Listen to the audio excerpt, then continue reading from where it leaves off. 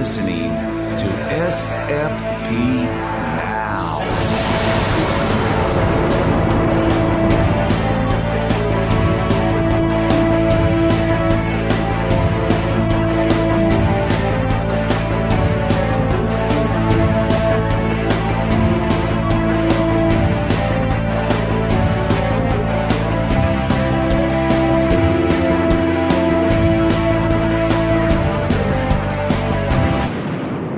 Hello and welcome to another edition of SFP Now, and Happy New Year! For our first show back this year, we have the return of Julian Chambliss with his Beyond Impossible segment, and we'll be playing that later on. It's an interview that he's done with Stacey Robinson. And for those that don't know, Stacey Robinson is an Arthur Schomburg Fellow. He completed his Masters of Fine Art at the University of Buffalo, and he's originally from Albany, New York, and he graduated from Fayetteville State University with a Bachelor of Arts. Correct me if I'm getting these pronunciations all wrong, Risa. You sound pretty good. Okay. Well, basically, Stacey Robinson's art, it speculates futures where black people are free from colonial influences. His collected works reside at Modern Graphics in Berlin, Bucknell University, and the Schomburg Center for Research in Black Culture. So that's the interview that we've got coming up a little bit later on. But first we have the TV segment with Raisa. So, Raisa, you've had quite a break from the usual TV shows, i.e. Arrow and The Flash and all that. Before we get into Doctor Who and all these other great shows, should we very quickly discuss the DC shows, given that DC Action Hour is not going to be on to next week? Yes. So far, Legends is my favorite of the shows, simply because it is as wonderfully batshit as it is. It's actually the closest thing to Doctor Who that I think American or North American producers have been able to give us. I'd kind of agree with you insofar as the time travel element, but it kind of puts me more in mind of early Doctor Who, when the Doctor didn't know what he was doing, when he was whereas one week he could end up on Planet of the Daleks, and next week he could end up in Edwardian England or whatever. Yeah. So, and it's that anything goes ethos to Legends that I really appreciate, because I feel like the other shows are getting trapped in their own CW-ness, trapped in their own angst, and it doesn't work. I mean, it's really kind of hard because characters like Supergirl and the Martians, their starting points are extinction and genocide. So they naturally have things to angst about organically, that they should be angsting about organically. And yet what they're angsting about, or at least what Supergirl is angsting about, is the CW romance crap. And it doesn't work. It really doesn't work. Yeah, but, you could argue that everyone angst is about romance crap at some stage or other. And romance crap is something that, we go through, whether you're a teenager, whether you're in your 20s, your 30s, your 40s, or even old and decrepit when you're in your 70s and 80s.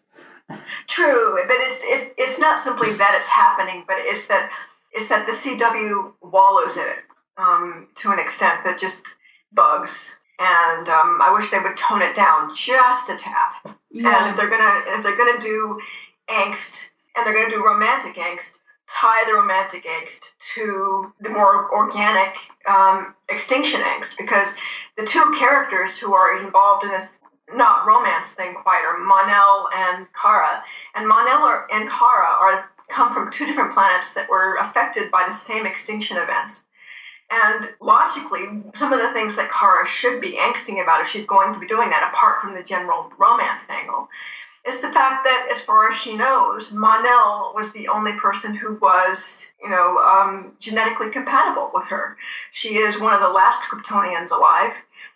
The only other male Kryptonian is a blood relation of hers, so she can't have a baby with him. And so she's out a sperm donor at the very least with Mon-El, and she doesn't know where else she's going to go. Her own sister is having, baby issues in terms of her own breakup with her girlfriend. You think they would at least thematically tie those concerns together. Yeah, and she can't really have a relationship with a human because she'd melt his genitals, wouldn't she? That might even literally happen for all we know. But I mean, in the comics, we know that Clark eventually goes on to have kids, but they haven't established what the rules are for procreation within the CW universe. This isn't Elseworld. The CW shows are technically Elseworlds. They could create new rules. And they haven't established what that is. And I'm not saying she shouldn't have romantic angst. I'm just saying, given her other underlying problems, those underlying problems would color that romantic angst. And I don't think the writers have thought that in depth about it. And it's going to bug me until they start doing that, because all she's worrying about now is the surface level stuff. Yeah, I mean, I personally think what they should do is they should have her having a big sort of fight with Mon-El, and then all of a sudden she has to save the world and go off, and saving the world takes precedence over the big fight with Mon-El. Yes. That's what needs to happen, really. She needs to wake up, and I'm hoping that this first episode back is where that happens. I am also very curious as to see Brainiac 5, because he's coming in. Mm-hmm. So that's going to be interesting. We've seen him in a trailer, and he looks quite interesting. Just the aesthetic of him looks it should be good. Well, I spent my birthday beating the crap out of Brainiac. Oh, really? Not literally. Well, kind of literally. It was a video game, so. Was it the Injustice thing? Yeah, I was playing Injustice 2. I got it for my as a birthday present from my sister. She basically sent me some Amazon vouchers, and I spent it on a couple of games. And I got Injustice 2, and I got to beat the snot out of Brainiac. Awesome. It's not easy. No. But I don't know whether anyone's actually uploaded the Injustice 2 game movie, sort of like thing, because basically as you're playing the game, you beat each opponent up, and there's a bit of storyline relating to each opponent, and it sort of moves on a segment, and basically in the Injustice universe, the various superheroes are kind of at a war with each other. The storyline is Lois Lane has been killed, and Superman's kind of like gone. Extreme right wing, criminals must be punished, they must die, sort of thing. Oh Lord! So he's become the Punisher version of himself. Yeah, that's gonna be fun. And Batman's become the more liberal version, which is kind of funny, really, considering that Batman's probably more right wing traditionally than Superman is. Yes. But on Superman's side, you got Wonder Woman and a few other people. Batman's got sort of like Harley Quinn as an ally, and Catwoman, and a few other people. I think he's got Arrow, the Green Arrow, and Black Canary as ally as well. Sort of thing. And I have to say, I'm really enjoying. This has been a stronger season of Arrow. I'm enjoying it for the most part. It has, yeah, and the storyline in Injustice, in Injustice 2 anyways, they go up against Brainiac, and the two sides have to come together to fight Brainiac. Basically Batman and Superman have to bury the hatchet and kind of reform the Justice League, as it were. Supergirl's got quite a prominent part in Injustice 2, and she ends up siding with Batman against Superman by the end of the game, sort of thing. So that's a bit of that's impressive. Yeah. But it's the storyline to it.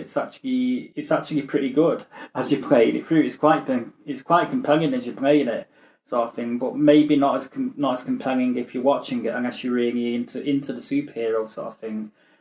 So it might be worth you checking out if you can find the Injustice storyline on YouTube. See if someone's posted game. Yeah, I think probably somebody uploaded it. I'll look for it. So that's what I've been doing over the last couple of days, with the last few days of my holiday, really. Awesome. But yeah, I'm kind of liking Arrow, but I'm not sure what they're going to do with all those villains so far. No, it's kind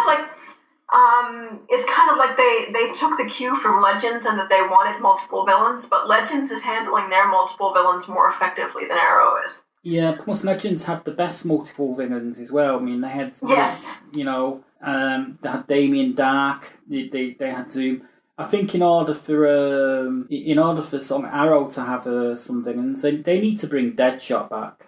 But it's not going to happen. They do.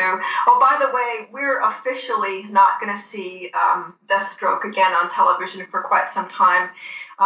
Guggenheim gave an interview where he said that Deathstroke had been back on the table during that short window when they were able to bring Manu Bennett back, but then DC closed in on him again and rescinded the rights because they gave it to the cinematic universe for Joe Manganiello's version. Doesn't surprise me in the least. I mean, they need to sort of like quit with this cinematic universe bull crap and just sort of like make up their mind what they're doing here. Yes, it's both companies need to do the exact opposite. DC needs to quit making movies, and Marvel needs to quit making TV, and they each need to focus on the half they got right. Mm-hmm. And just call it a day. DC needs to continue with the TV and the animated films, and the animated films are beautiful. I love them. Yeah, I mean the animated films. I think DC does the best job of them. Whereas the Marvel films not quite as good. No, still quite watchable. Just yes, don't quite get it quite right. No. I mean, Marvel really had its moment with animation back in the 1990s with the X-Men cartoons. Oh God, I loved them. I watched both of the Spider-Man and the X-Men several times through. I adored those iterations very much. Mm-hmm. But they've not managed to get it right since then. Really. No, they haven't. And they've done Spider-Man to death. Oh God. So it's like one of those things. But I'm kind of enjoying Arrow. I'm enjoying Legends, but I don't really have a favourite at the moment. I'm sort of like I'm hoping the Flash sort of like starts picking up now that the big reveal of the villains sort of like the villain's plan has sort of like come into effect, and obviously there's going to be a big trial. I'm just hoping the trial doesn't go on for weeks. I was going to say, if they drag the trial on for more than 4 episodes, you're going to have a problem. If they drag the trial on for more than 4 episodes, they're going to lose viewers. Yes. It's as simple as that. I mean, I don't know what they did with the trial in the comics, whether they just did it one issue or if they did it several issues. But it was the overall arc. I think was like haven't read it, but my impression from research I did was that the overall arc was like a year long, but that the actual trial was only part of that. Mm-hmm. So, but then people have different attention spans when they're reading comics than when they're watching TV. And I just know from experience that even though certain fans joke about Flash being Law and Order DCU because Barry is the CSI and the Jesse L. Martin connection, the fact is that they are not Law and Order. And if they drag the court proceedings on for more than 4 episodes, they're going to have real problems. The fans are not going to sit for that. Not the TV fans, anyway. And the ratings for all the CW superhero series are down. They're down, yes. And the other thing, too, is that for those who don't know, the CW, for various logistical reasons, can't have more than 10 hours of scheduling a week for the evening shows that aren't reruns.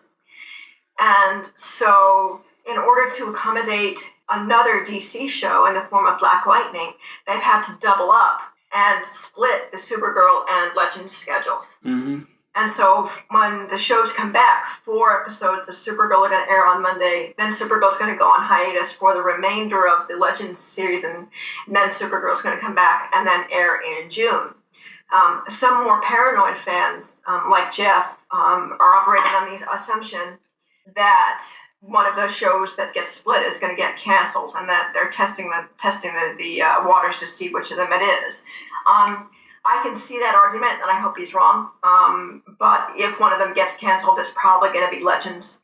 And if it is Legends, I just hope they put the characters back and end the storylines so that we don't get cliffhangers. Yeah, I'm hoping like yourself, they put the characters back in such a way that they can be used to guest on the other shows. Yeah, and the other thing too is if it's Legends, they need to justify why they're breaking the team up beyond the fact that the show is being canceled, because that team, as messed up and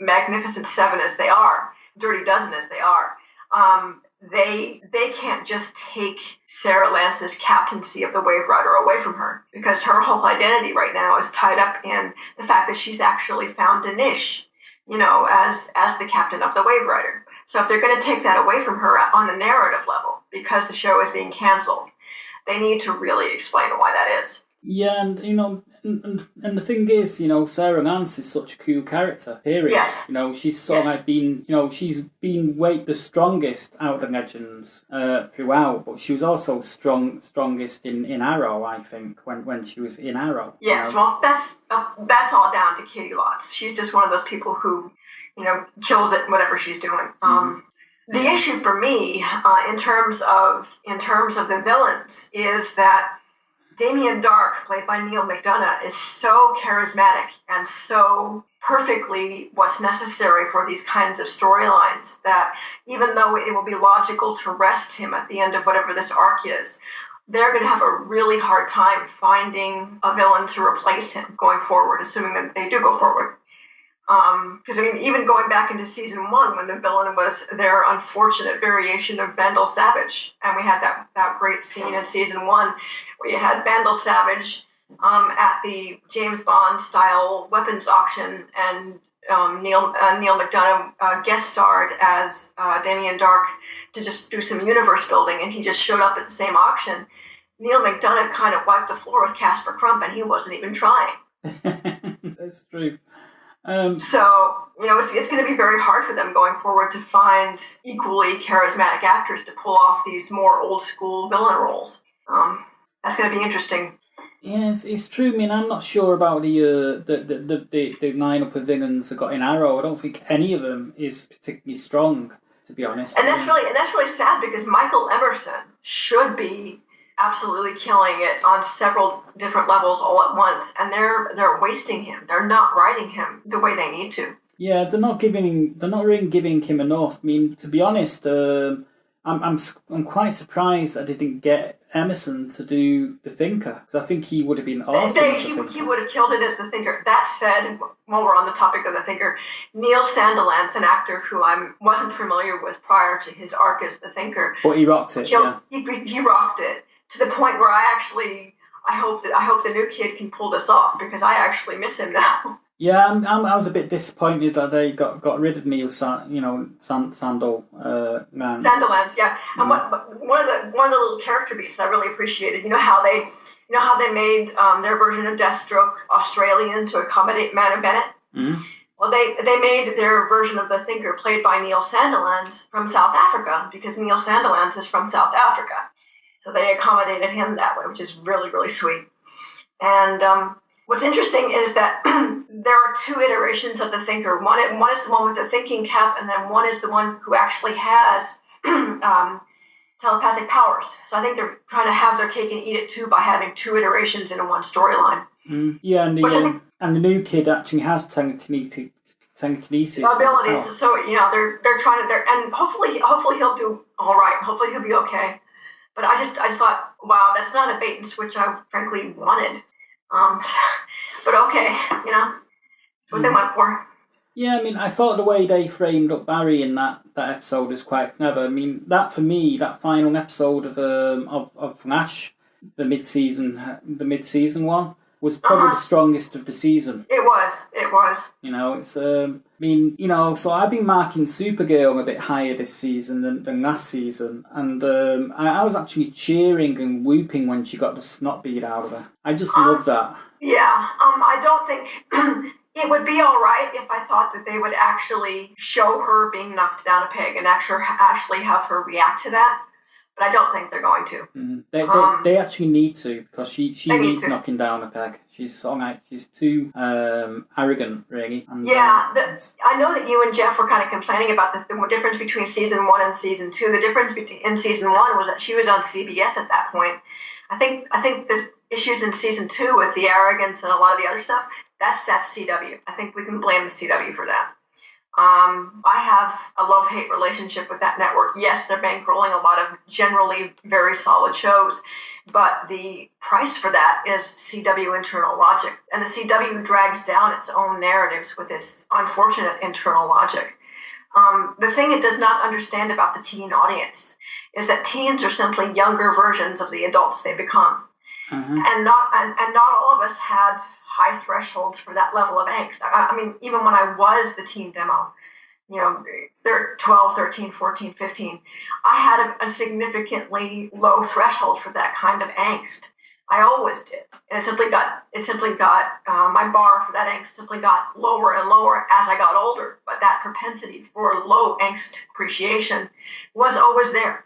And I think the problem that the CW is having is that they think teens are one size fits all, or they hope teens are one size fits all. They do. I mean, I as a teen was very angsty, but that said, I had my reasons to be angsty. I was the same. I was very angsty as a teen, but again, as you said, I had my reasons. I mean, it ties into my psychology, ties into my response to Supergirl. If you're going to angst about your actual problems, not about this surface crap. You'll find another boyfriend or not, whatever. This isn't your actual problem. Your problem is that you're the remnant of an extinction event. Yeah, I went to see her angsty about why she couldn't beat the I forget the name of the villain now. Rain. Why she couldn't beat Rain. I want to see her angsty, asking herself why she wasn't able to sort of stand up to the onslaught of attacks that Rain put her through. That's something to be angsty about, as opposed to being angsty about relationship issues. Yeah, I mean, like you said, the relationship issues are an issue, and they should be covered. But they need to be covered within a more holistic psychological landscape. People have more than one problem at a time. And the problem with CW shows is that it's like they stop on a dime and just do the wallowing and then start up the narrative again. Like that's how life and or narratives should work. Mm-hmm. They need to integrate all of this more coherently into one thing, so that it all just sort of flows and it doesn't feel like you have these inorganic stopping points. And that's something that the CW hasn't quite grasped. Mm-hmm. And I don't know why. I honestly don't know why. It's a systemic problem. Yeah, maybe it's because it's a group of older adults trying to write for teens. Maybe they should get some 20-something writers in there. Yeah, because I know is whatever problems you have, whatever your problems are in life, the problems don't stop because your life goes on. And your life doesn't stop because your problems go on. It's all one thing. Mm-hmm. And you have to figure out what your coping mechanisms are, and they're either constructive or they're not. But you have to go forward no matter what. And there is no forward momentum in CW shows. They just stop and hit their heads on the pavement, and then stop hitting their heads on the pavement, and then suddenly remember that they have a narrative going on around them and come back to that. Mm-hmm. And it's like, what the hell? You can't maintain a show like that. Okay. Any show. Well, quickly moving on. Have you seen Riverdale? Have you checked it out at all? I haven't. No. I haven't, but I'm thinking of doing so. Just so I can say that I've checked it out. We got the first 2 seasons. We got the first season and all the new episodes that are coming out at the moment on Netflix here in the UK. It's basically a Netflix exclusive here in the UK, much like Star Trek Discovery, which returns this weekend. Should we very quickly go over some Discovery theories? Yes, the big one relates to... We've done the big one already, I think. That's right, we've done the big one. But there's another biggie, and that is that Captain Lorca... there's a lot of people that think that Captain Lorca is actually from the Mirror Universe, but he's somehow replaced the real Captain Lorca. I could buy that. If they chose to go that route, it would work. I could definitely buy it, and there was actually some pretty strong clues in the mid-season finale. In that, Stamets didn't do 33 jumps because Lorca actually intervened on the last one. And Yes. also, when they set course for that starbase and Stamets makes that last jump, Lorca Yeah. does something to the coordinates. Yeah, he does. And when they end up in the middle of the nowhere space, he doesn't seem too concerned, whereas No. everyone else is. There's also another thing.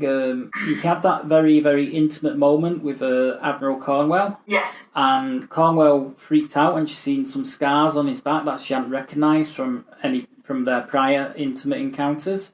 Yeah. And she also freaked out by the fact that he had a phaser under his pillow. Yes. You know, And she chalked it up to PTSD, but it might be more than that.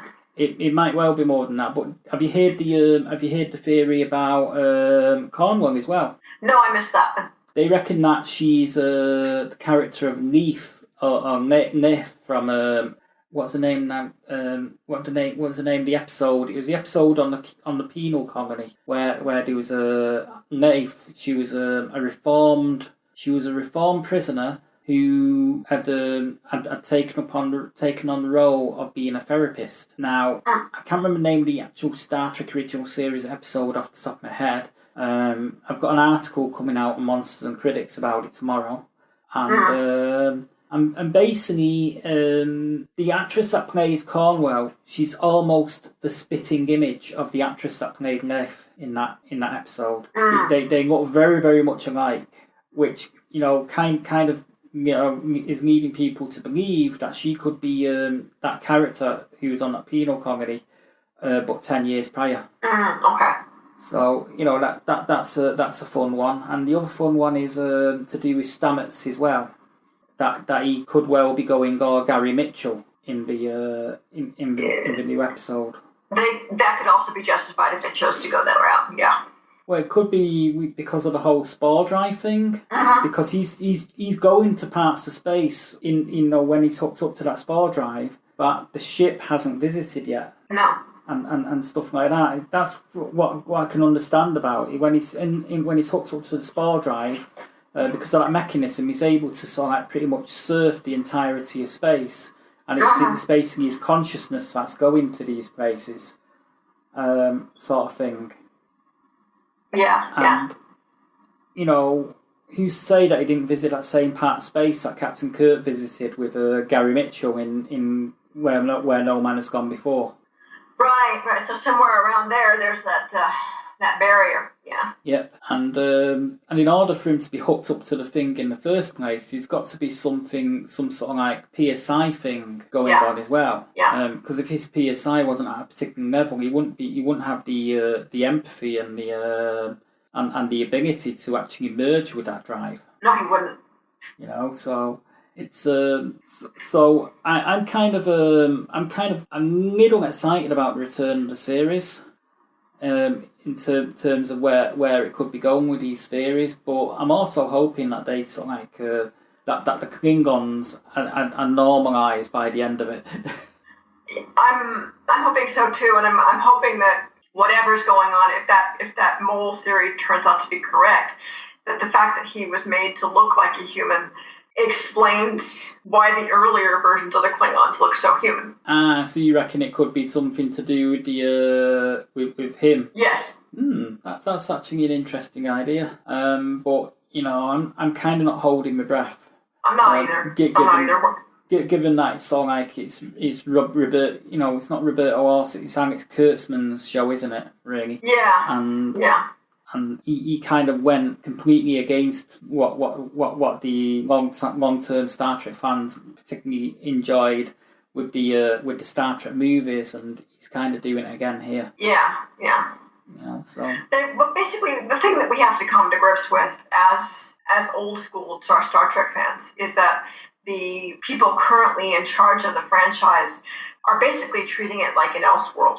And that's okay to the extent that they're producing solid narrative, but old school Star Trek fans are simply not going to get everything they want anymore. These shows are not being entirely constructed for us. They're being constructed for the current generation, which is fine. But I think, frankly, that the current generation is losing a lot of what made Star Trek awesome. Yeah, I mean, I think to be honest, Star Trek fans never really got everything they wanted, even when it seemed that they were getting everything they wanted. True. Roddenberry was hampered. The producers of Star Trek Next Generation were hampered. They were all hampered, but they were still getting closer to it than we're getting now. And I basically regard the Star Trek films and the Star Trek series as an Elseworld, and that's okay because Elseworld stuff is very good. I mean, I've been reading, Elseworld DC comics, and the DC Elseworlds are excellent, and there's nothing wrong with Elseworlds. What I simply would wish they would do is acknowledge that these are Elseworlds, the way that DC has an Elseworlds imprint, and just call it a day. Mm-hmm. There would be a lot more honesty to it. There would be, but I think we can console ourselves that we've still got Star Trek novels and comics that are based in the Next Generation universe and DS9 universe and stuff like that. And we're lucky to have those. Yes, to be honest, yes. Because CBS could very well have easily said, well, these sort of like characters and these sort of iterations of Star Trek are no longer relevant, so we're not going to allow anyone to publish them anymore. We only want Star Trek Discovery books published. It'd be very easy for CBS and Paramount to turn around and just say that. And eventually they might do that, for all we know. I hope not. I hope not. Because some of the stuff that they've turned out with those books over the years has been awesome. I mean, I've not actually read a Star Trek book in years. But I've read a few, but not very many. Yeah. But when I did read them, they were awesome. They were all really great adventures. A great trilogy of books is the Khan, Noonien and Singh trilogy, which Greg Kotz did. Okay. And that was actually awesome because it talks about his early days, how he was raised, how he was brought up.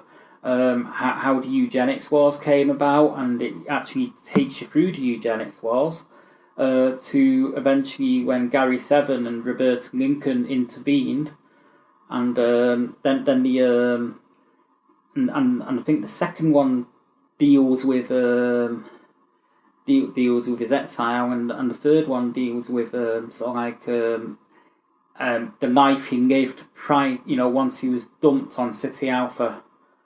The sort of crap that they had to deal with. So the final one of the trilogy is kind of like a prequel to The Wrath of Khan. Okay. Cool. But they're awesome books. That's actually a trilogy of books I'd highly recommend you try and get hold of. Anyway, on to more relevant stuff. What did you think of the Doctor Who Christmas episode? I thought it was one of the stronger Christmas episodes, which isn't saying much because usually the Christmas episodes are kind of throwaway. But I think because they were saying goodbye to 12, there was more depth and resonance than we usually get in the Christmas episodes. I agree with you, but I kind of marked it down a little bit because it relied way too heavily on the on the fandom. On the fan base, having known what had gone on in the season prior to it, with the links with the Puddle Girl and stuff like that. The Puddle Girl kind of being testimony, and all of that stuff. If you'd skipped a year of Doctor Who and come into this Christmas special cold, you wouldn't have known what was going on, and it wouldn't have made a whole lot of sense to you. No. So. True. So I kind of gave it an 8 out of 10 because it relied way too much on the audience actually knowing what was going on. Yes, I did really like the fact that the captain was the Brigadier's father. That was awesome. Yeah, but we kind of saw that coming. That was kind of telegraphed before it even aired. True. I liked David Bradley crushed it. He did, but I actually felt his performance in the Big Finish First Doctor Adventures was far stronger. It was far stronger.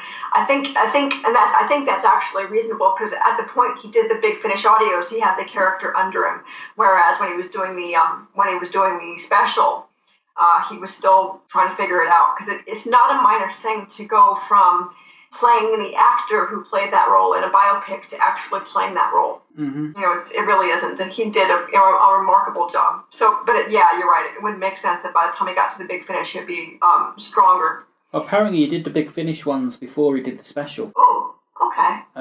If I listen to the extras correctly on that, but they did say that he'd actually got the big finish job at roughly the same time as he got the special job, and I think he'd recorded some of the big finish stuff prior to it. Before, okay, yeah, You know, so. yeah. I usually listen to the extras, but I didn't have time when I was listening to that box set, so I skipped those. But yeah, wow. I think what it was the way the first Doctor was written in the TV series versus how he was written in the Big Finish. Yeah, whereas in Big Finish he was proactive, and then in the TV episode he was more reactive. I think that was the difference. Yeah, and he was also more politically incorrect in the TV episodes. That made me laugh. That was rather impressive. I just want to cringe. But they needed to put that in there because the generational divide from the 60s to now had to be addressed. It did, and also generationally in the 60s, Hartnell's Doctor at the time was sort of like very much your sort of like Edwardian gentleman. So yes. he was kind of out of time with what was happening in the 60s, which yes. is partly why the character was so appealing, I think, within that era. But I thought Bradley absolutely killed it. So did Capaldi. I thought the two actors worked really well together. Yes. I really enjoyed the scene where Bill asks the first Doctor, what he was running to, as opposed to what he was running away from. I thought that was actually really good. Yes, that was really good. And that said, at some point during the franchise's run, they're actually going to have to deal with what happened back there. They are. The only thing I was really unhappy with about the special was the 13th Doctor losing the TARDIS. I mean, yeah, but I think we're going to have to put up with that because Chibnall has said in interviews that he very specifically wants another TARDIS. So that's simply part of his TARDIS overhaul. Mm. And you could also call Chris Chibnall a sexist here because the first thing the female Doctor does is she loses a TARDIS. Loses a TARDIS. Yeah. It's kind of like a lot of misogynistic people saying, "Oh, we don't want another female captain in Star Trek." The last one got lost in the Delta Quadrant for 7 years. It's true.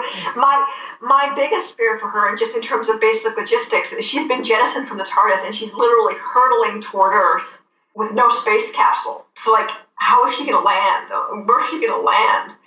And, I wouldn't mind her being without the TARDIS on a narrative perspective if it turned out to be a callback to her exile and her unit days. And some of the first people she comes in contact with are Kate Stewart and Osgood. And she says, I've regenerated. I'm without my TARDIS.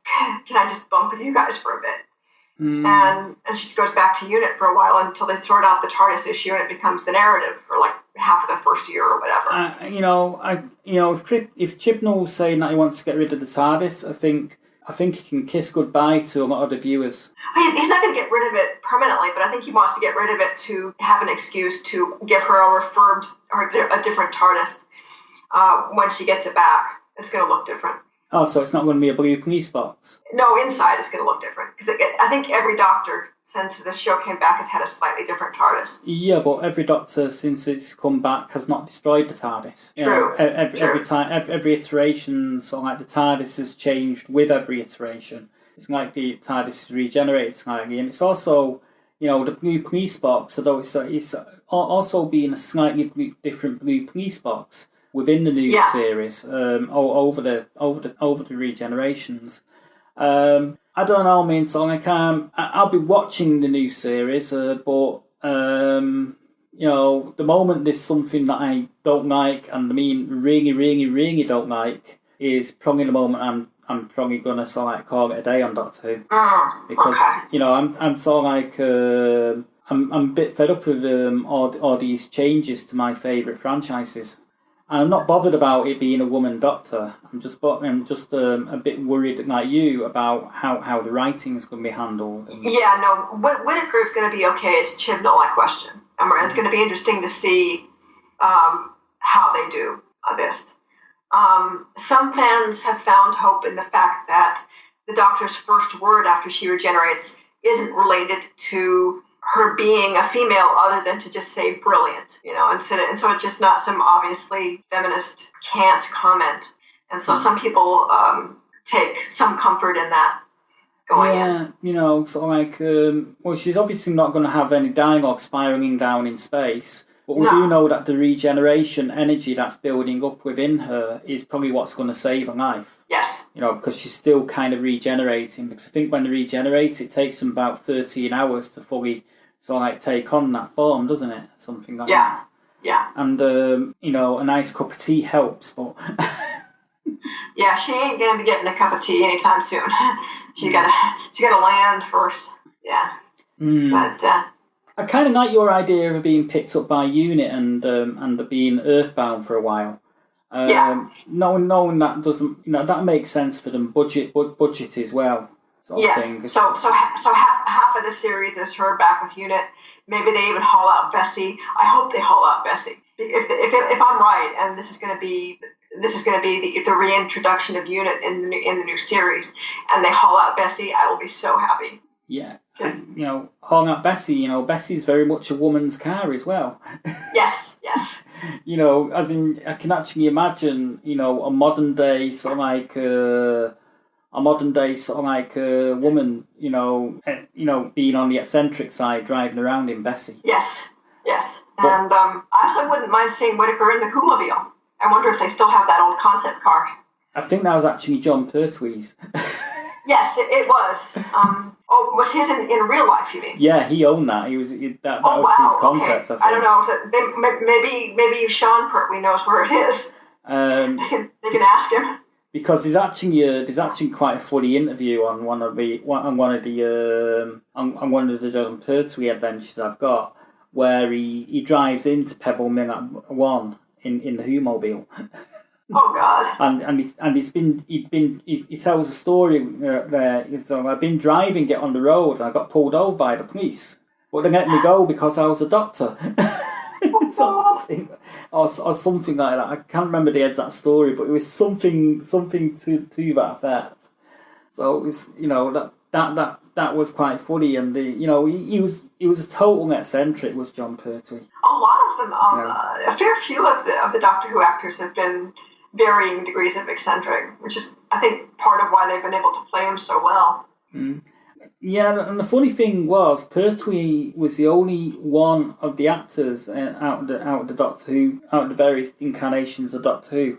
Pertwee was the only one to actually play it completely straight. I noticed that. I was rewatching my all-time favorite Third Doctor story, The Time Monster. It's the one where they end up in Atlantis for a bit with Ingrid Pitt as the Queen, and he played it very straight. And that worked for his iteration. He's sort of like his version was very much authoritarian and part of the establishment. Even though he spent a majority of his time railing against the establishment on Earth, he was sort of part of that establishment. Yeah.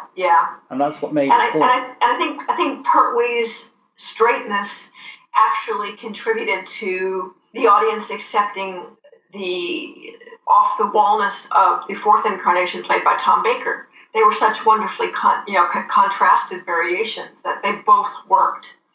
Mm-hmm. And it was very effective. And the interesting thing was, Pertwee was actually more well-known for doing comedy stuff. Yes. When he took on the role. So Doctor Who was sort of like probably the only straight role he ever really played. Yeah, especially when you consider that after Doctor Who, he went on to things like Wurzel Gummidge, which I haven't watched a lot of, but I've seen enough of it to get the point. It's like, oh my God. Oh, I used to love Wurzel Gummidge when I was a kid. It was one of my favourite shows, along with The Phoenix and the Carpet, which was another one, a BBC production of a well-known children's book. And the Chronicles of Narnia. Box of Delights, which starred a certain Patrick Troughton in that. Box of Delights was sort of like perhaps probably around about 1987, I think. That was another children's fantasy sort of series that I enjoyed. You know, and the thing is, you know, we don't actually have children's TV the same now because it's all on CBBC. I think the closest thing we ever got to those sort of things was sort of like the Sarah Jane Adventures. Yes, yeah. You know, it's because the Phoenix and the Carpet was quite good because it was set in kind of Edwardian times, I think it was, and you know. Whereas most of the kids' TV shows now are set in modern day. From what I can see. But yeah, Doctor Who special. I quite enjoyed it. I'm sort of like cautiously looking forward to the new incarnation when it happens. I'm kind of like getting a bit tired of all the hyperbole popping up on my YouTube feed about. People railing against Doctor Who and also railing against the new Star Wars movie. Kind of sick to death of that because I actually quite enjoyed the new Star Wars movie for the reasons that all the diehard fans actually don't like it. I enjoyed that Luke Skywalker was sort of like lost faith in himself and lost faith in his abilities and had sort of like gone to act whole to die.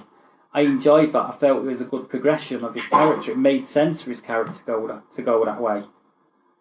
You know, once he was confronted with his own failings, it made absolute sense for him to go that way. So I enjoyed that. But moving, and plus he got to redeem himself in the end, so I don't see what the problem was. Yeah. But you haven't seen it yet, so... No, I haven't had a chance. I've had technical difficulties. My elevators here have been out, so I haven't been able to get down to do much. Damn. Yeah, it's been rather impressive. But yeah, I digress. So how long have your elevators been down? They were down for several days. Between that and a freak cold snap that we've had here in Florida, we've already been homebound. So it's been strange. So cold snap, how cold is cold? Cold enough to actually snow in Tallahassee, Florida, which hasn't done for like 28 years. Yeah. Wow. Yeah, we had snow just before Christmas here. Yeah, but it's supposed to snow there. No, it's not. It's supposed to snow in Scotland, not here in northwest of England. Not, you know, I don't think it's supposed to snow. I don't want it to snow. It's cold. You know, yeah. I'd love it if it snowed and it was 99 in the shade. That'd be great. You know, that way I'd have the best of both things that I enjoy. Nice warm weather and snow. Yes. So moving on to another series that we've not really discussed much, that's back, and I think it's only got a few more episodes to go, hasn't it? Yeah, it's only got, I think, 4 more episodes, maybe 5. I haven't looked up the number of episodes for this season. Yeah. Well, it's not too many more. What I can't believe is they you know, for 3 weeks they were showing 2 episodes back to back in the States, yeah? Whereas here in England, they've not even got to the bloody, they've not even gotten through showing the first 5. They've only been showing one a week. I think it's because they've got some shows that are coming up after Librarians, and they needed to double up to make room on the schedule for other stuff coming up. So. Yeah, that kind of makes sense, but it's sort of like, I personally think if they're doing that in the States, the UK market should do the same. Because like the UK market's losing out on viewers that way. It is. Because at the moment, in the UK, it's shown the night after it broadcasts in the States. Okay. But they're only showing 1 episode a week here in the UK, so they're still about 3-4 episodes behind. You know, once you get to that sort of thing. So in terms of discussing spoilers, are we going with the American schedule or the UK schedule? We'll go with the American schedule because, you know, I'm not going to pander to the UK Sci-Fi Channel's whims, you know. Okay. Unless they pay me huge amounts of money to keep me quiet, you know, which is not going to happen. So let's go with spoilers. Yes. I've quite enjoyed it. I thought the last one though was a little bit of a wasn't really as strong as the first No, few. not in terms of the narrative. Although I have a feeling that Forrest is going to become a bigger issue down the line, perhaps. Quite possibly, it could be something to do with the tethering ceremony. Yeah. I also think, and I tweeted this, and Dean Devlin liked my tweet. I tweeted the theory that in order to resolve this relative to Jenkins, he's the one who's going to ultimately be undergoing the tethering ceremony and becoming immortal again. Yeah, but who you with? I'm thinking Nicole. I'm thinking they're going to resolve that to where it's Nicole. Yeah, but she's now mortal, right? No, she's not. He gave her his immortality to save her life. Okay, well, here's a question where it might fall down, because logically Nicole's already immortal now, and the whole point of the tethering ceremony is for two mortals to be grounded to the library, and as part of that they both become immortal. Yes. So does that mean that Nicole's going to be twice immortal or something? Yeah, that could work. Or I could see a situation where in the last episode, in terms of the character dynamics, Ezekiel called Cassandra out on the fact that she hasn't really lived a life. She doesn't understand what life is. And I'm thinking there are going to be some developments where at the end she decides that her relative lack of a life is a boon in that she doesn't mind being tethered to the library because she doesn't feel that she's missing out in quite the same way that others who have actually led more of a life would be. I can actually that logically makes sense for Cassandra to be tethered to the library, insofar as that she's actually the most knowledgeable out of the librarians when it comes to the use of magic. Yes. Second only really to Jenkins. Yes. Plus they've established that she and Jenkins have had that back and forth about the use of magic and about immortality back when she had the tumor. And it was established that, she's bi and she's had a bit of a crush on Jenkins. And Jenkins is already spoken for, so there's not going to be the whole physical intimacy thing because he's the whole Sir Galahad, made a vow to one woman, ultimate, embodiment of courtly love thing, which is adorable. And so there's that. And so they would actually be compatible on a lot of thematic levels. Uh-huh. So if it's not Nicole, the second option is Cassandra. I think it makes more sense for it to be Cassandra than it does for it to be Nicole, because Nicole's already immortal. That, and she's the fact that she's only a one-season character. I mean, she's the original Guardian, and unless you're a super fan who actually remembers back to the first film, I haven't seen the films in a while. I had to actually refresh my memory.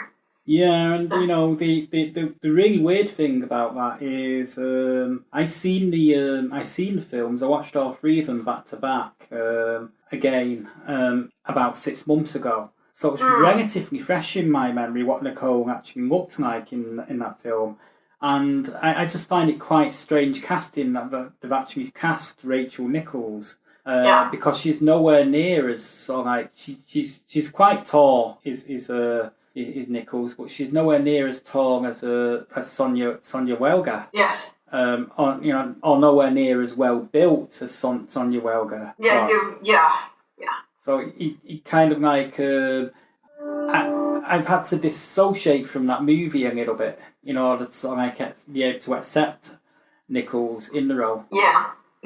So, but the other issue is that because she is a one-season guest star, unless they're planning to bring her back more permanently, she's not going to be staying. The actress isn't going to be staying enough to play a role like that. They could bring her back because as far as I know, she's not tied to anything at the moment. True. True.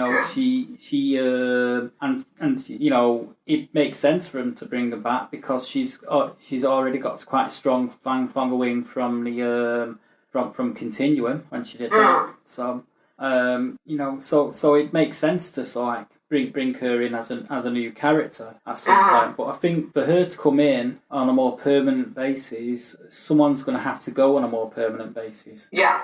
And I got a feeling it could, if they were to go about things that way, the person that makes sense for to go would be probably Baird. Yeah. Although Because, if that's the case, I would very much miss her. Actually, I like Baird a lot. I like her a lot. I mean, I think she's, I think Rebecca Ramin has actually done a pretty good job with all the comedy beats and so forth, as well as the more dramatic stuff. I'm with Eve Baird though on one thing. While it's been structurally necessary because of Noah Wyle to have him go in and out of the series narrative, the fact that he keeps going in and out on the strictly narrative level and is now apparently left without even saying goodbye, I'm at the end of my tether with that behavior from him. And I was totally rooting for Eve to just unload when she finally unloaded in the forest episode and said, I can't take this anymore. I think what might make sense is, Eve would go off to Dosa. Yes. And Nicole would come in and take her place as a guardian. So they'd have so you'd still have the opportunity to sort of bring Eve in and out of the series as a continuing character. Yes. There's still that evolution there. Which and I think that kind of work, and it kind of makes sense given that they brought Dosa back when they didn't actually need to. No, they didn't need to, which means they're going to, whatever happens, they're going to play a role in something. So. Mm-hmm. And Dosa had been, Dosa headhunted Eve in the last series, so yeah. So it kind of makes sense for her to go there. But again, I'd actually be like you. I'd miss her. I'd miss her chemistry with the other characters. Yeah, I mean, one of the things that helped me adjust the fact that Noah Wyle wasn't there on a regular basis in the first few seasons was Rebecca Romaine as Eve Baird. Mm-hmm. She helped me ground me in the new iteration to the point where I could actually deal with it. Because without that, I was freaking out over the fact that we weren't getting Noah Wyle, and she's what made that work for me. So I would really miss her. You did. I mean, I kind of accepted most of the characters pretty quickly. The one that took a while to grow on me, and he's also the one that I think's actually grown the most as a character over the seasons, is Ezekiel. Yes, and John Kim, who plays Ezekiel, even said in interviews that he's had some really cool character stuff to do, and he's been very happy with the series. So. Mm-hmm. I mean, I kind of liked where I like the episode with his adopted mother in there. That was brilliant. The one about Santa's brother. Yes, that was pretty epic. Although not as epic as Bruce Campbell as Santa. Nothing will ever touch Bruce Campbell as Santa. Nothing will ever touch that. I mean, I watched that episode again just prior to Christmas. I just made that my that's one of my favourite Christmas episodes now. That and the two Eureka ones and the one at Warehouse 13 one. I kind of watch those annually every Christmas. And the only reason I'm watching Eureka at the moment, because I've been rewatching it, is because it's now on Amazon Prime as something that can be viewed freely as part of your subscription sort of thing. Whereas I don't know how long it's going to be on that, so I'm trying to watch through it as quickly as possible before they take it off Prime. Yeah, I think they do rotate stuff off Prime, but they keep stuff on Prime longer than they do on Netflix. Mm-hmm. So. Yeah, I mean, talking about Netflix, they've still not got the final season of Michael Emerson's prior show yet. Oh, really? Oh, wow. That's really sad because it's an abbreviated season, but it's an awesome final season. Yeah, because I'm hoping they bring it on soon because I'd like to see how that show ended. Yeah. And do it legally. Yes. But I'd sort of like Librarian so far. I'm sort of like really enjoying it. I think Nichols has actually done really well with Nicole. Yeah. Yes. Given the fact that a lot of the fans that actually remember the movies might have had difficulty accepting them, but I think she's actually played it brilliantly. Yes. Yeah. And So the only problem I have is her physical appearance versus the physical appearance of the original actress.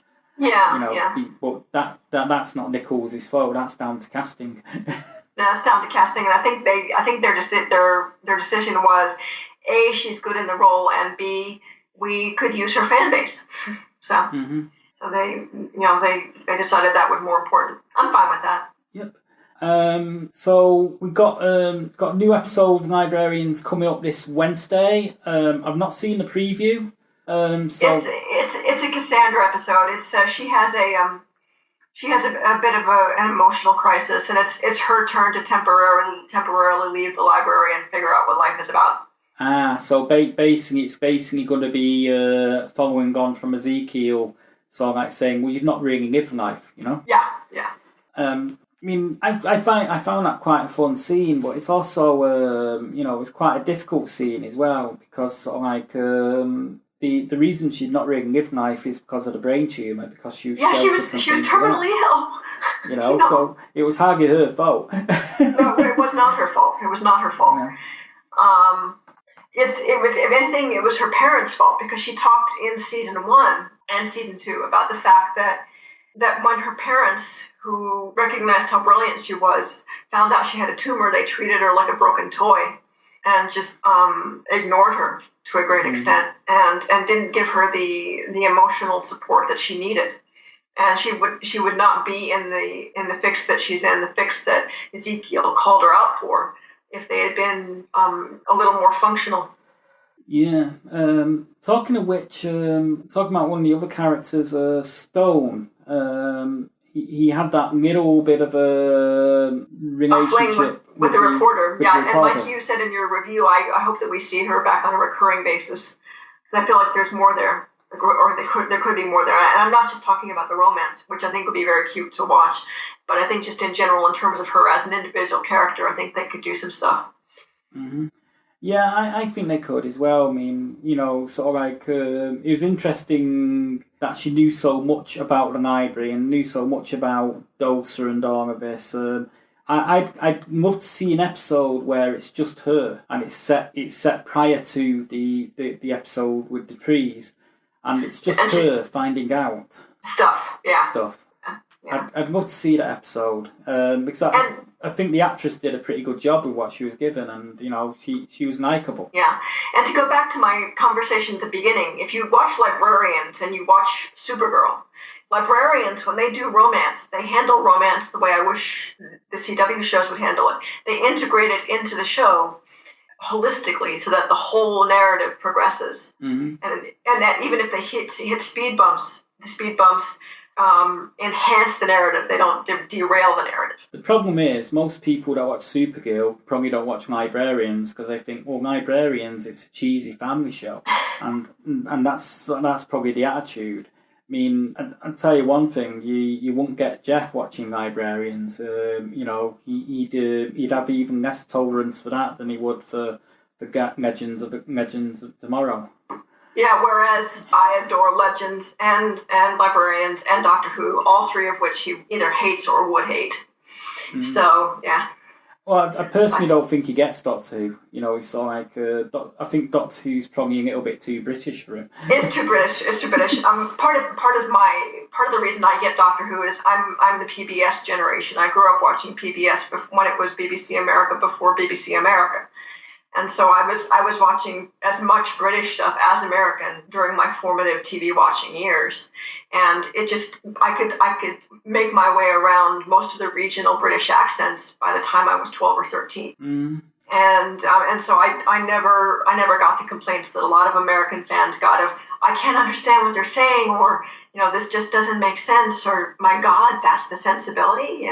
I didn't get any of that. I just adored British stuff. Yeah, it's quite a funny one, really.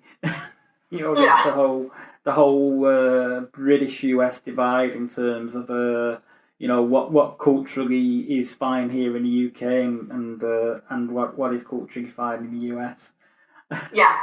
Like, for instance, in the US, Doctor Who has never been considered a children's show or a family show. Mm-hmm. It airs in terms you Brits understand. It airs at 9 o'clock. It airs either pre-Watershed or just about Watershed. Yeah, since Doctor Who returned, it's kind of like in the UK, it's no longer got the tea time slot it used to have. I mean, I remember when I was a kid, it used to be on around about 5:45, something like that. Mm-hmm.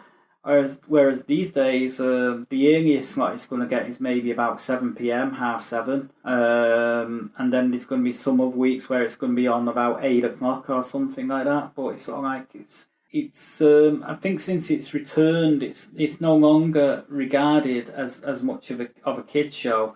I think a lot of the baggage, the kids show baggage, it was actually written as part of the BBC drama department, even way back when. Yes. Sort of thing, but it was sort of like written with a family audience in mind, but with it in mind to sort of like educate children on various historical things, hence the use of time travel. Yeah. And stuff like that. And it's gotten away from that a little bit too much. When I was watching it, I didn't know it was actually a serial for the longest time until I started buying the episodes on VHS and was watching the original serial cuts of the episodes, because I got what's called omnibus episodes. Yeah. In the US, they would give us omnibus episodes, which is bizarre because for a long time I just regarded Doctor Who as a series of TV movies about these characters. God. And I would basically get every Sunday from 12 noon until however long it took the omnibus episode to air. Usually they'd average an hour and a half. Occasionally you'd get one that was closer to 2.5 or 3 hours. Yeah, that'd be like War Games. that'd be like War Games or Talons of Wang Chiang, stuff like that. And US fans just learned to sit there from noon until however long it took to air. So you'd be sitting there from noon to 1:30 usually, or at the longest noon to like 3 o'clock. And we simply learned to do that. Yeah, whereas we were waiting a whole week for the next episode. Yeah. And I actually, it took me a while to adjust to the fact that this was actually a serial, that this was supposed to be half-hour installments. When I first got my first VHSs, and I was listening to the theme music 8 times and rewatching the beginnings of each episode again, I'm like, what is this? It's like alien to me. But yeah, it was very strange. I spent my teen years just watching Doctor Who on omnibus. The weirdest stretch was they were airing the 4th Doctor episodes from 12 to 1:30, and I would watch it from 12 to 1:30, and then there was a period of 3 weeks where I'd watch Doctor Who followed by the Oedipus trilogy, Sophocles' Oedipus trilogy. So I'd go from Doctor Who to Oedipus Rex, Oedipus Ecolotus, and Antigone over the course of 3 weeks. And then you get Doctor Who, and then you get I, Claudius. Yes. I actually watched I, Claudius for the first time when I was 9. Mm-hmm. Yeah, but yeah, that was and it was perfectly normal, and it was perfectly fine, and I loved both Doctor Who, and I loved the Sophocles plays. My entertainment tastes have never been binary. It's never been one thing or the other. I'll go from Doctor Who to Oedipus Rex to episodes of Scooby-Doo happily. I don't care. It's all entertainment to me. Yeah, and I've always been kind of the same. I mean, I've gone from Doctor Who to Starsky and Hutch to like Blake 7 to Wacky Races. Yes. And that's me. I used to love Wacky Races. Wacky Races was like the best thing Hanna-Barbera ever did, I think. That and Hong Kong Phooey. Can you not believe there was only actually one season of Hong Kong Phooey? That is criminal. Yeah, I don't think it was as popular over here as some of the other ones.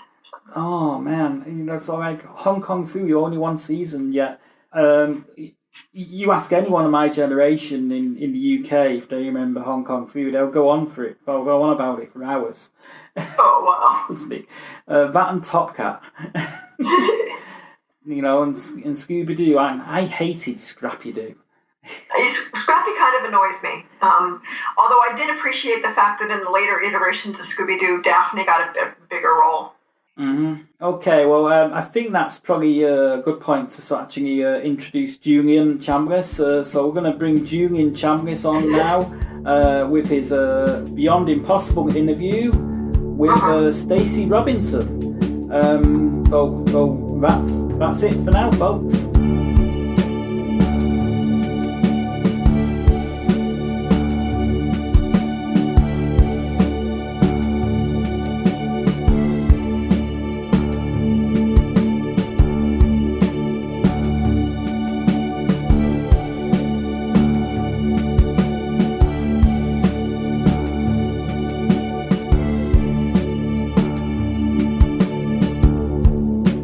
Thanks, Ian. This is Julian Chambliss here for another session of Beyond Impossible. Beyond Impossible is really inspired by the idea when creators of color imagine in the public square, this can seem beyond what people can believe. It's just so impossible. So my goal with this project is to sort of talk to creators of color about their work and their influences and bring those discussions to the listeners and readers at Sci-Fi Pulse. So I have the great honor today to talk to Stacey Robinson. Stacey is an Arthur Stromberg Fellow. He completed his Master's of Fine Art at the University of Buffalo. He's originally from Albany, New York, and graduated from Fayetteville State University with a Bachelor's of Art. His art speculates futures where Black people are free of colonial influences.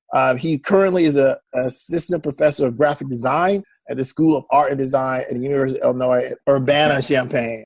Stacey, I want to thank you for taking the time to talk to me today. Oh, thanks, man. Thanks for having me. I appreciate it. So I have a couple of quick questions and we'll sort of like make this into a conversation. But the first question I want to ask you, because of like your work as a sort of academic artist, but also a very public artist, is that I think historically we can argue a lot about how the Black imagination has been a powerful tool of shaping the Black experience. I think your work really speaks to this in terms of like your work imagining a sort of like post-colonial Black experience. Can you talk a little bit about how you sort of discover your artistic practice? How do you develop yourself into this artist that we might associate with, I think it's important to say, Afrofuturism, right? Like you are often associated with an Afrofuturist artist narrative.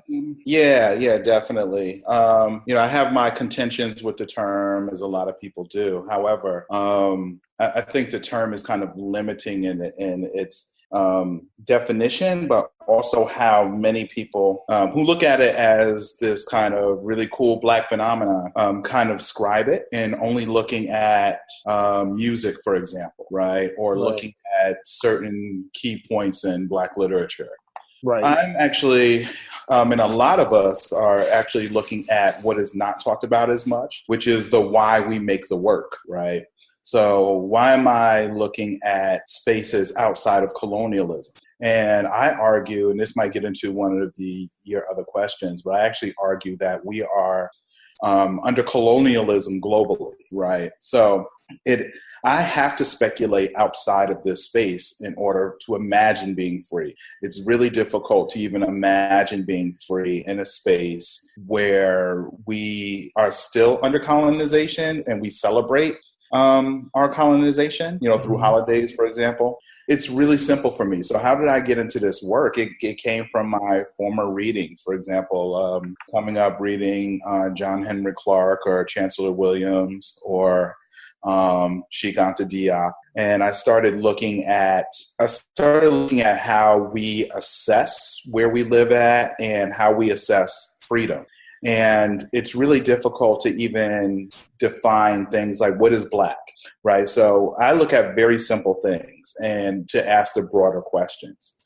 For example, I believe that it is difficult for us to define what Black is inside of colonialism because I look at Blackness as a response to colonialism. It is a response to that, more so a reaction to that, not necessarily something that actually liberates us, a term that liberates us. And why do I say that? So I say that because we cannot define what it is when we're still in that space, inside of that space where we're not free. We can only respond to that or react to that.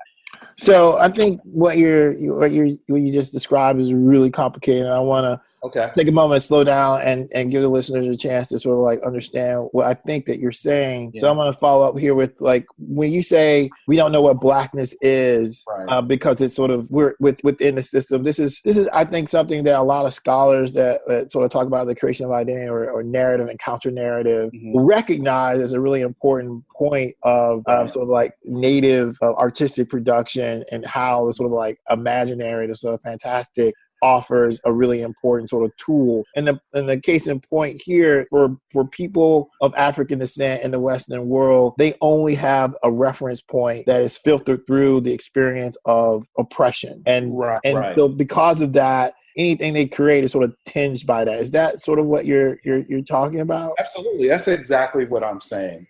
So that's perfect. That's exactly what I'm saying. And I try to bring that conversation to my entire audience. So one of the things I ask in the opening of every one of my talks, I ask, do you honestly believe, and I ask this very multicultural audience this, do you honestly believe that we can live together in an integrated space, sharing economic, environmental, and political resources equally? Can we do those things equally? And I usually get, let's say out of 10 people, I might get 2 hands that say, yeah, I absolutely believe that. So then I go into whatever lecture I'm talking about, and I close asking that same question. And sometimes, people, sometimes I've gained some people with the talk, sometimes I've lost some with the talk. Never has an entire audience said, yes, I absolutely believe that we can live in this space sharing all these things equally. So then I have a follow-up question at the very end.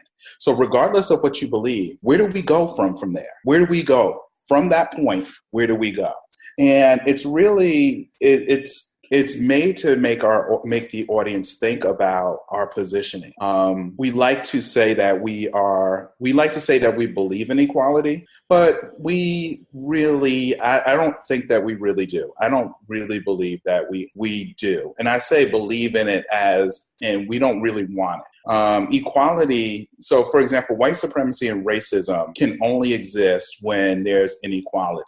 And that is tied so much into capitalism that in order for us to be equal, America, its entire structure and its influence on the world would have to be dismantled, right? So we would have to remix the entire planet, right? And in order for us to think about this, in order for us to really understand this, or even to have this, I really believe we need to be out of this space. And that gets into the more speculative science fiction, realms of imagination, right? And I grew up in comic books and watching science fiction and horror movies. So I've seen science fiction become science fact. Right. So the technology, say again? So I think that's a great segue into thinking about your practice, right? So hearing what you're saying about the influence of colonialism, the power structures, and the need for imagination as a tool of liberation, right? A liberatory tool. Yes. So you are an artist and you're imagining black spaces or counter black spaces. I think about a project, our listeners, you are a collaborator with John Jennings, who also appeared on Beyond the Possible. The two of you together are Black Kirby, which imagines or reimagines the comic creations of Jack Kirby through this sort of Afrofuturist realm. So Afrofuturist lens, where you sort of like take the sort of Black culture and the Jack Kirby art through the whole sort of like really the whole retinue of his perhaps more influential comic work and reimagine it through this sort of like Black experience. So when we think about the intersection of your practice as an artist who imagines these counter Black spaces or reimagines free from a sort of colonial structure, artistic objects, how are you sort of implementing this sort of post-colonial, decolonial, liberatory practice? What are the objects that we see when we see a Stacey Robinson artistic piece? You said, what are the objects? Yeah, like what are we seeing? Okay. What should the audience be like? How should the audience interpret your work? And we'll talk a little bit more about like your many projects in a moment. But I really want people to understand the iconography that might be commonly associated with you. Absolutely. So in my work, you'll see a lot of continuing repetitions. You'll see Saturn referenced in my work a lot. And in that, I'm thinking about Sun Ra Saturn, right, as our space of escape, as our space of peace, right? I'm referencing Stevie Wonder's Saturn, who's also referencing Sun Ra, right? So I'm paying homage to the history that that has inspired me in that as well. It's really important that in my work you see my influences. So a part of my work, you will see Romare Bearden.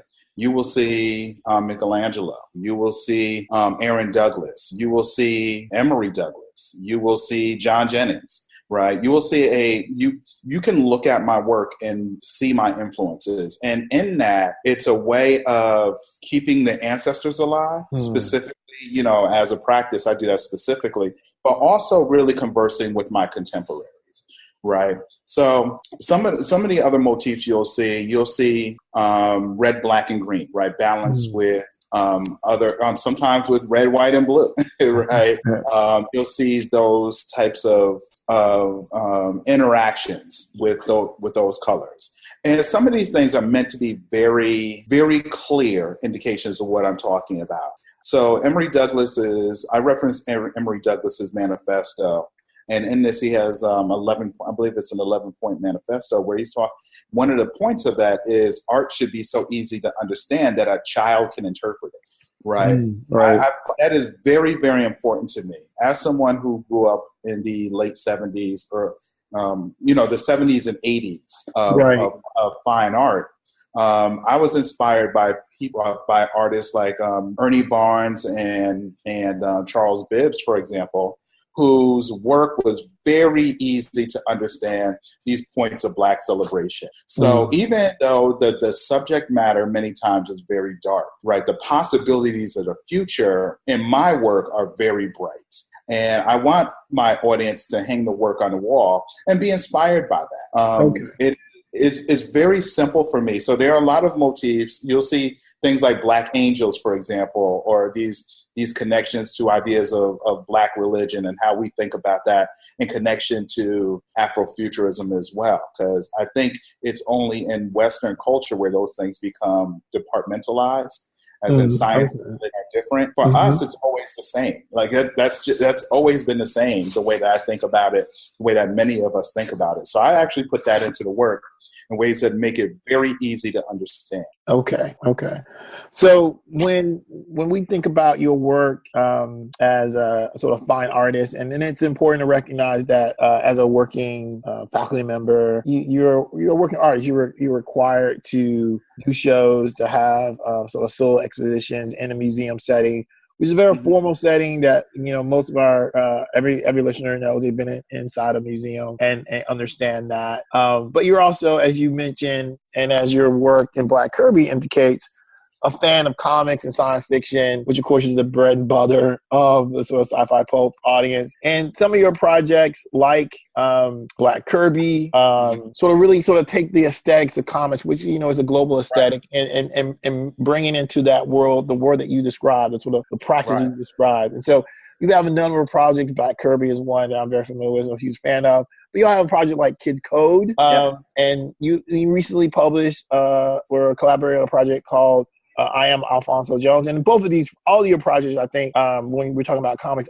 comics are a collaborative practice. And I don't want to slight your collaborators in these projects, but I'll allow you to sort of name them. But tell us a little about these projects and how listeners can follow up and sort of find these projects and anything new that's coming out. Sure. So the latest project that Black Kirby and Tan Lee, who is Damian Duffy, he's another collaborator, collaborates with Black Kirby a lot. Our latest project is I Am Alfonso Jones. It's written by Tony Medina, and the book is with two books, a subsidiary of Leon Lowe, an imprint of Leon Lowe.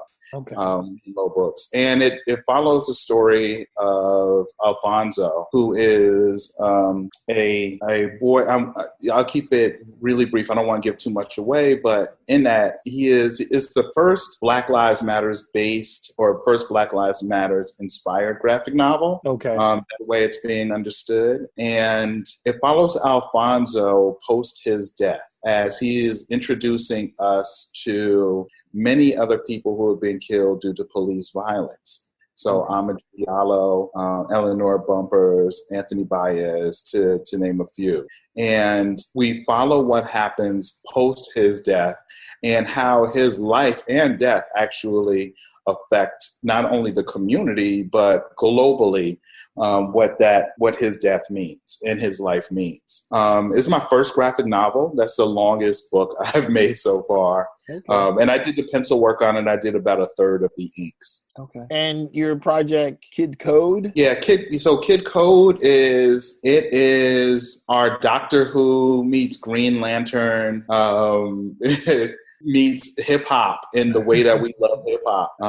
It's an inspired story. So the first issue is 40 pages. The next 2 issues will be 40 pages apiece as well. So it's a 3-part story. I am very much behind on the book, but I do plan to be done with that second issue in about a month from now too. So I'm working on that every day, actually. And Kid Code is you, John Jennings, and Damian Duffy. Yep, Kid Code. Yeah, exactly. That's the team. So it's Black Kirby and Tan Lee, and that is published through Rosarium Publishing. It follows Kid Code, Father Time, and Kid Code's partner Roxy Clockwise as they are seeking these shards of the voice of God, which was the first word, which was Yo, that organized the universe. And that voice was stolen and corrupted to create the chaos that we see now. And it was corrupted by this entity called the Power. And the Power, there are many, many metaphors in the book, and I don't want to give those away. I actually want the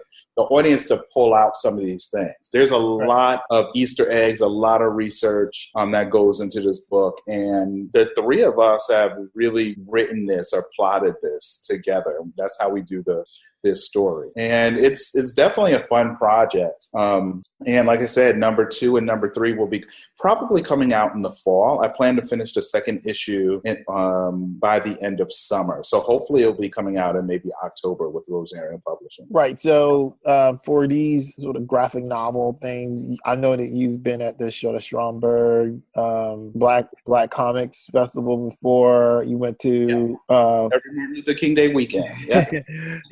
You went to New York Comic Con, I think, with Alfonso. I did. Yeah. Yep, that's where we debuted it. Mm-hmm.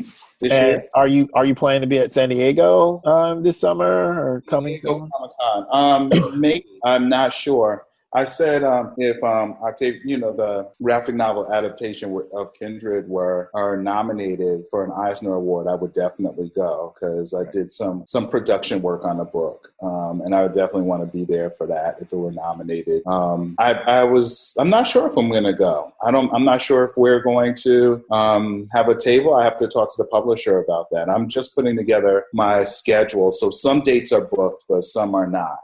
I've never gone to San Diego Comic-Con, and that's something that I need to make happen. So I said I was going to go this year. So if I may be able to do that. I still have to plan it though. Okay. Well, I said this would be a relatively short conversation. I'm sure the listeners can tell from just this short amount that there's a world of Stacey Robinson's work, intellectual world, and actually a huge amount of work that you put out there. And you're primarily a digital work. Yeah. Right? You're primarily I paint traditionally, but most of the time I make my work digitally because I'm trained as a graphic designer. Right. So, and I think it's really important because I'm sure, having heard this conversation, a lot of our listeners are going to want to know, what can I see some of this work? And so where can people find you online? My work is so over this winter break, I have the next month off. I am actually creating another website. Okay. So for years, I got rid of my website and I just use my social networking, and that has worked very well for me. But it's getting to the point now where I need to have a website again. So you can find me on Facebook. You can find me on Instagram. You can find me on Tumblr. Yeah, what's your Tumblr website called? It's Stacey Robinson Portfolio. Okay, Stacey Robinson Portfolio and Stacey Stacey Robinson Portfolio.tumblr.com. Mm-hmm. And are you on Twitter or any place like that? So it's Prof is Prof S.A. Robinson. Okay. And you say people can find you on Facebook and Instagram. Is that Stacey Robinson too? Yep. So on Instagram is Stacey, Stacey A and Robinson, Stacey A Robinson on Instagram. Okay. Well, I want to thank you for taking the time to talk to me for Beyond Impossible, which is a part of Sci-Fi Cult Radio. Keep up the great work, and if you are at any of the forthcoming comic book conventions and you're listening to this podcast, check to see if Stacey Robinson is there talking about some of his work, or check to see if his publishers are there. No doubt they will have some of the great things that he's created. So just check those things out and tune in next time for our next conversation. Hopefully it will be just as incredible as this conversation with Stacey. Thanks again, Stacey. All right, thanks. Have a great day. Hey everybody, this is Daniel Corey, writer of Image Comics Moriarty and Red City and Danger Cats Bloodworth, and you are listening to SFP Now.